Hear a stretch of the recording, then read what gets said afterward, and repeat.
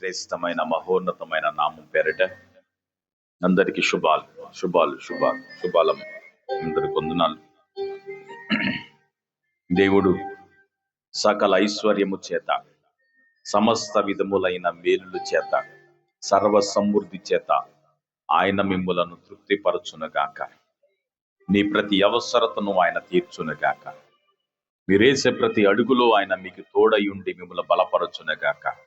ఎందుకొరకైతే మీరు ప్రభు దగ్గరికి వచ్చారో నిశ్చయంగా ఆయన మిమ్మల్ని చూస్తున్నాడు. మీ సమస్యను ఆయన ఎరిగి ఉన్నాడు. మీ బాధను ఆయన చూస్తున్నాడు. మీ కొదువేదో ఆయనకి తెలిసి ఉన్నది. మీరు ఆకాశ పక్షుల కంటే శ్రేష్ఠులు. నిశ్చయముగా ఆయన మీ అవసరతలన్నిటినీ ఆయన తీర్చే దేవుడు. నేను ప్రకటిస్తున్న యేసు చాలా మంచివాడు, చాలా చాలా మంచివాడు. ఆయన కృప చూపుటలో ఐశ్వర్యవంతుడై ఉన్నాడు. ఆయనకి తక్కువైంది ఏదీ లేదు. ఆయన చెయ్యలేని కార్యం అంటూ ఏదీ లేదు. నీ కొరకు ఎక్కడ దాకైనా ఆయన వస్తాడు. ఏవండి, నీ కొరకు ఏమైనా చేస్తాడు. నీ కొరకు ప్రాణాన్నే ఇచ్చాడు ఆయన. నువ్వు ఇస్తావా? నువ్వు ఇస్తావండి? భార్యలారా మీ భర్తలకు ప్రాణం ఇస్తారా? భర్తలారా మీ భార్యలకు ప్రాణం ఇస్తారా? ఓ పిల్లలారా మీ తల్లిదండ్రులకు ప్రాణం ఇస్తారా? ఇవ్వం. అన్నేళ్లు కనిపించిన వాళ్ళకేమో ప్రాణం ఇవ్వం, కానీ ఏదో 2 నిమిషాలు కనపడి పొళ్ళిగిరిచ్చిన చుట్టూతేమో చిత్తకార్తి కుక్కలాగా తిరుగుతూ వారి కొరకు జీవితాన్ని నాశనం చేసుకుని గడ్డాలు పెంచుకొని చివరికి వాళ్ళ కొరకు ప్రాణం ఇచ్చేస్తారు. అదేం దౌర్భాగ్యమైన జీవితం నాకు తెలియదు. అన్నేళ్లు కనిపించిన తల్లిదండ్రులకేమో కనీసం ఏమి ఇవ్వరు. ఏమనిస్తారండి? ఏమివ్వరు. ఏదో కొన్ని లాలన మాటలు చెప్పి, కొన్ని మభ్య మాటలు చెప్పి, కొన్ని రెచ్చగొట్టే మాటలు చెప్పి, ఏమండి అరచేతుల వైకుంఠం చూపిస్తారు కొంతమంది ఆడపిల్లలకి, మగపిల్లలు. అలాంటి వాళ్ళని గుడ్డిగా నమ్మి కనిపించిన తల్లిదండ్రుల్ని వదిలేసేసి అదేం దౌర్భాగ్యమైన జీవితం, వాళ్ళు చుట్టూ తిరుగుతూ ఉంటారు. తల్లిదండ్రులతో 1 నిమిషం మాట్లాడతారండి? 10 నిమిషాలైనా, రోజు మొత్తంలో 5 నిమిషాలైనా తల్లిదండ్రులతో ప్రేమతో మాట్లాడతారా? మాట్లాడరు.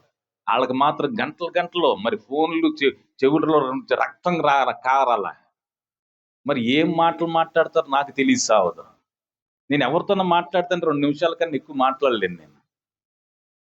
మరి అదేందో కానీ ఫోన్లు మాట్లాడుతూ ఉంటే రక్తాలు కారుతూ ఉంటాయి.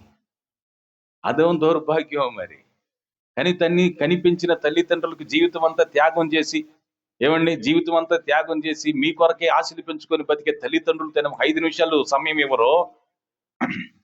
కానీ ఎవరి కోసం ఏం చేస్తుంటారు?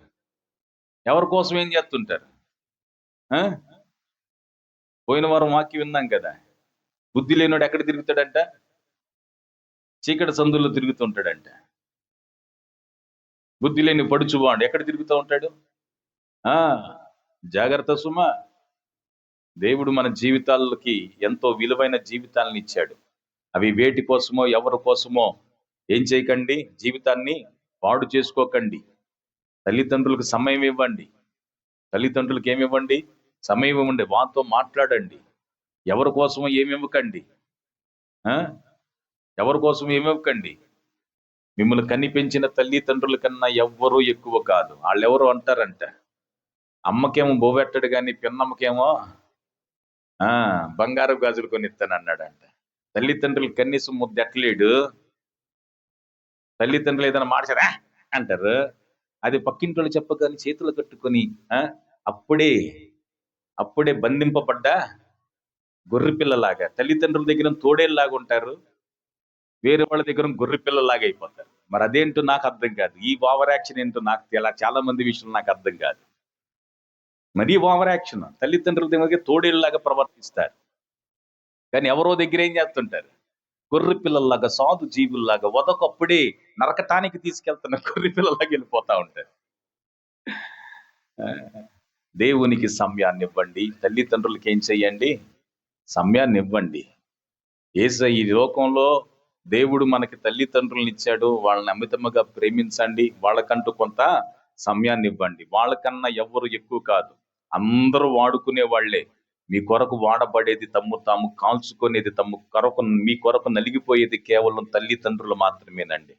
ఈ లోకంలో ఎవరైనా అవసరతను బట్టి ఏం చేస్తారు? మిమ్మల్ని వాడుకుంటారంతే. వాడుకొని చివరికి కరేపాకలకి తీసి అవకట పడేస్తారు మీ అవసరం తీరిందంటే. మీ దగ్గర ఏదైతే వారికి అవసరమో అది ఉన్నంత వరకే మీరు వాళ్ళ చేతుల్లో ఉంటారు. వాళ్ళు వాడుకుంటారు. నీ వల్ల ఉపయోగం లేదురా బాబు అనుకున్నప్పుడు ఏం చేస్తారు? తీసి అవకట పడేస్తారు. అందుకని జాగ్రత్త. మన జీవితాలలో దేవుడు మనకి శ్రేష్టమైన తల్లిదండ్రులను ఇచ్చాడు. తల్లిదండ్రులకి మనం ఎంత ఎంత విలువివ్వాలో అంత విలువివ్వాలి. వారు మన కొరకు తమ్మును తాము ఏం చేసుకున్నారండి?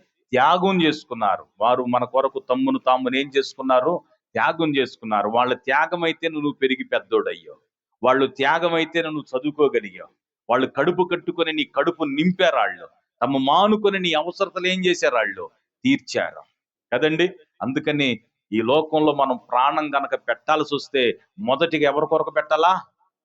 ఆ ఆ తల్లిదండ్రుల కొరకు మనం ప్రాణం పెట్టాలండి. ఎందుకంటే వాళ్ళే మన కొరకు తమ ప్రాణాన్ని ఆయాసపరుచుకున్నారు. వాళ్ళు నష్టపరుచుకున్నారు. తమ్మును తాము నష్టపరుచుకొని వాళ్ళు కని పెంచుతున్నారు.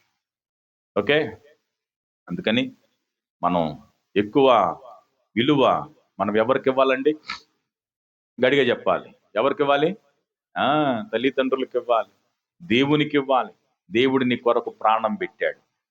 తల్లిదండ్రులు మన కొరకు నలిగిపోయి కని పెంచితే దేవుడు నీ క్షేమం కొరకు ఏం పెట్టాడు? ప్రాణాన్ని పెట్టాడు.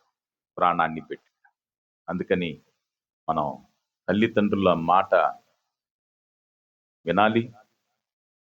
దేవునికి విధేయత చూపించాలి. దేవునికి ఏం చేయాలి? విధేయత చూపించాలి.